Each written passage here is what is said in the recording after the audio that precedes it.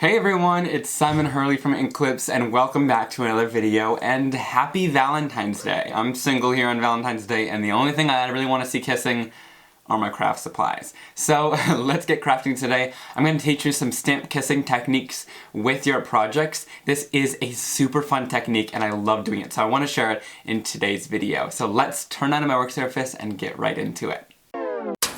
Okay, so I'm using the Flower Garden background stamp. I'll have everything that I'm using linked down below. But why I'm using this is because it has a lot of solid space inside this stamp.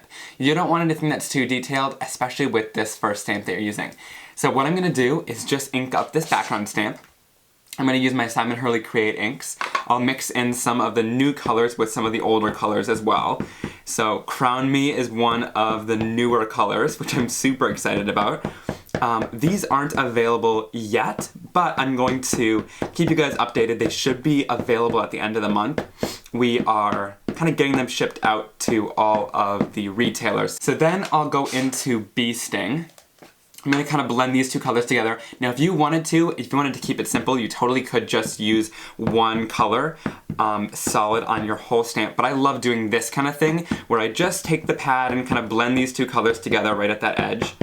It's really nice and easy to do, and if you want to mix it even more, I find that it's pretty easy to blend it, but if you want to make sure it's nice and mixed, you could take your blending tool and kind of pat it in between there to make sure your colors are going to blend together. I'm just going to go right up to the edge here.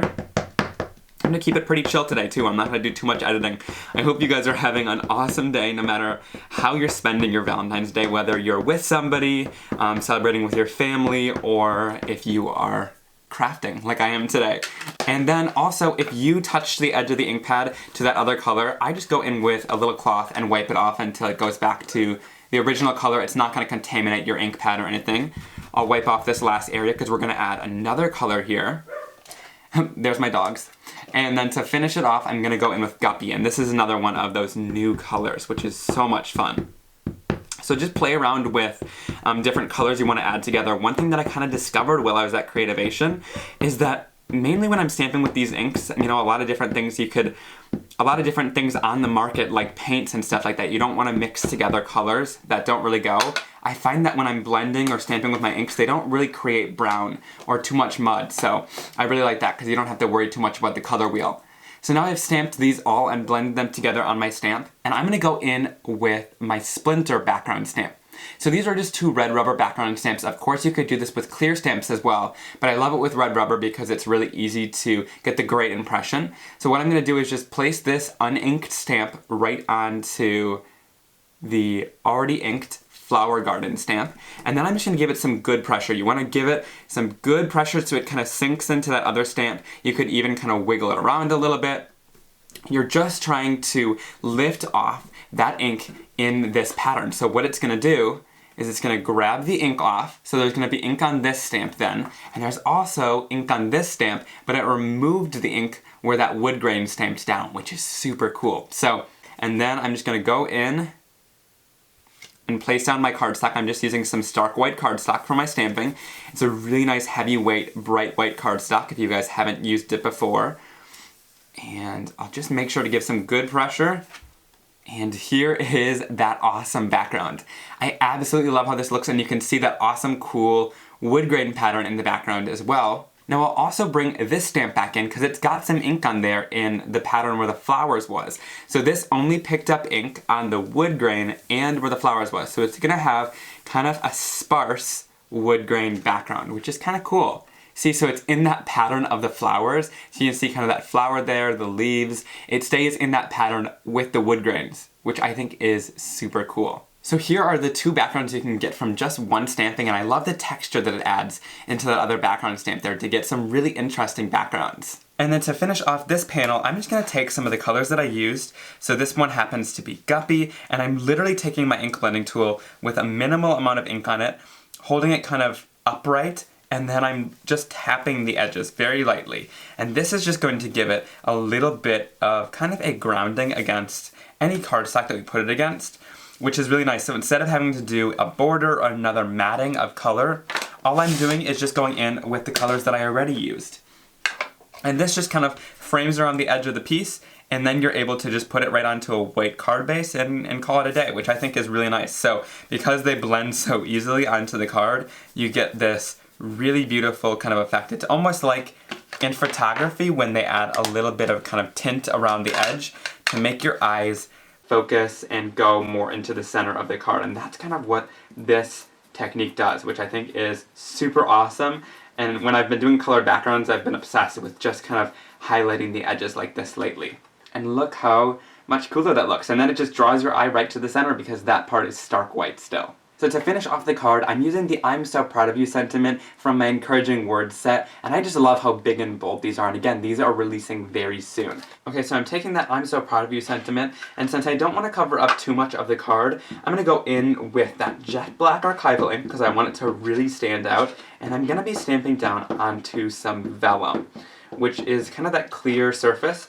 It's a little bit tinted, but it's pretty much clear, so it's going to work really well so it doesn't cover up too much of my card. I'll go in and make sure that's nice and stamped down. And then once that's done, I'm going to quickly go in with some clear embossing powder and throw that right over top. And since it's got kind of, archival ink's kind of a little bit oily, and so it'll stick to that if you do it right away, and then we can go in with our heat embossing gun and heat this up, and you get a nice shiny finish then. So I'm going to just add it onto a top folding card base, and of course you could do matting layers, but that's why I like adding that color on there because it kind of does it for you, and I love how simple this card was. It was just a little bit of the stamp kissing on the background with that big bold sentiment from this new set, and I have been using this set so much because I make so many backgrounds and I don't know really what to do with them or finish them off with sometimes, and so just adding a big bold sentiment makes a quick card that you can easily run out of the house with. So I can't wait for you guys to get your hands on this one.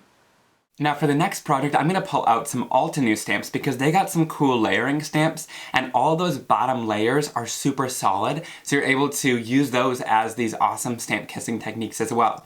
So I pulled out the Peony Blossom Build a Flower stamp set and also the Halftone Circle stamp set. So this one's just going to have some really cool textures I can use along with the Peony Blossom stamp set, which I think is super cool. Alright, so right now I'm going to try some reverse stamp layering, which I just thought of right now.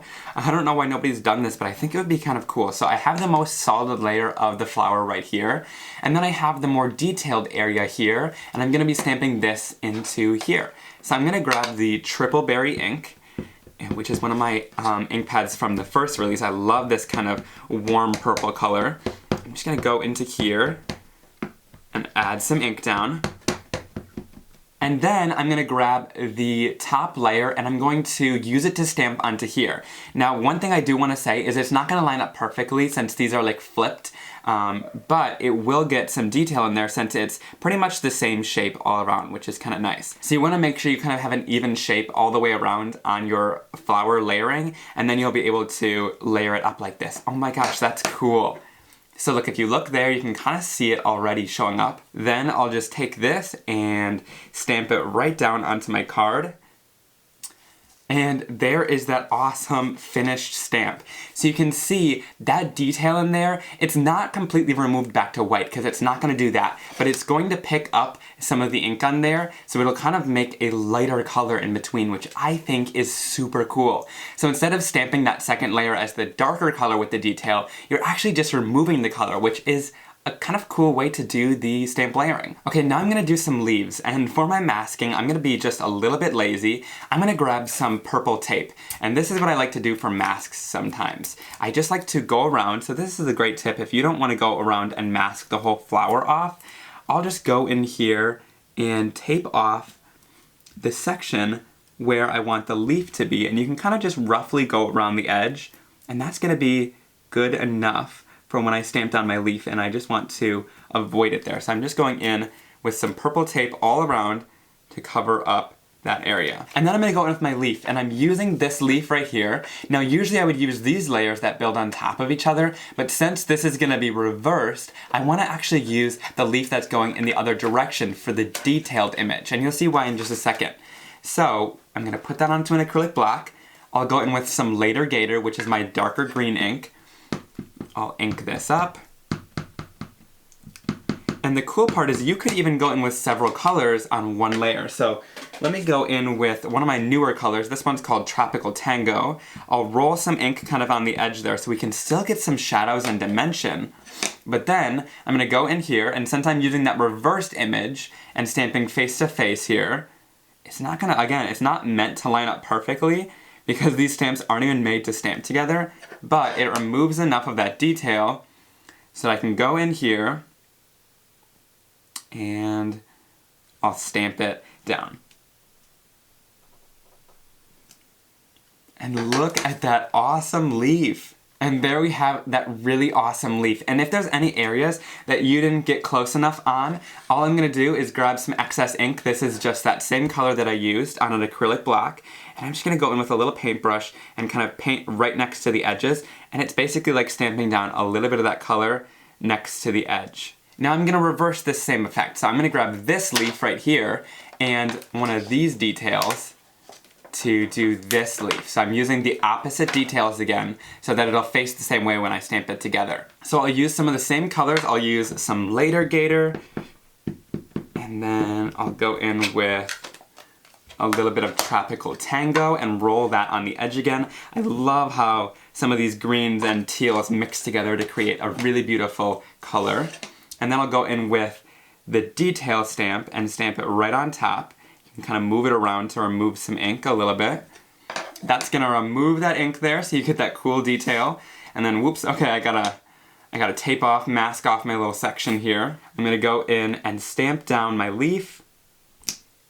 And there we go, I can lift off my tape to reveal my image. Awesome, I love that. And then of course, if I want to extend it a little bit, I can again, there's a little bit of excess ink on here. I can go in just with the dry paintbrush. This is literally a dry paintbrush. It's almost like I'm going in an ink blending, but I'm just using that little edge to go in and fill in any of that area where I might not have gotten close enough to the flower.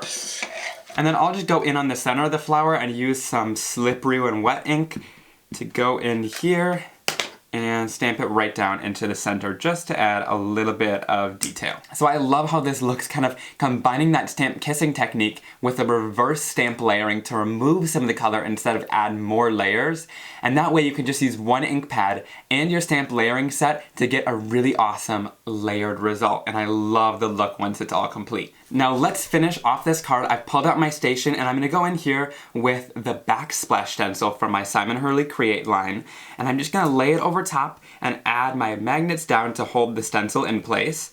This is really nice, so I don't have to tape anything down, and then I could do some ink blending in the background. For this, I'll use a little bit of the slippery and wet ink with a distress blending brush. What I like about these is you can kind of fan them out or make them more stippled to get a darker effect. I'm just gonna go in here, I'll kind of tap off any excess ink, and I'm just using my Simon Hurley Create inks here to kind of blend in this background, and I want a super light color here. Again, if I wanted a heavier color, I can go in with my just regular foam blending tool and that lays down a ton of color. But here I just want a light wash around this flower just to add a little bit of detail to the background. And I don't worry about doing any masking around here because I stay a little bit away from it. You can kind of see that there's a little bit of a light halo around it, and I actually like that. It kind of just highlights the flower rather than going right up to the edge with having to do masking as well. So you save a little bit of time, but you also highlight your flower while doing so, which I think is super cool. So once I'm done blending, I'll move this magnet off a little bit and we're gonna do the final reveal here.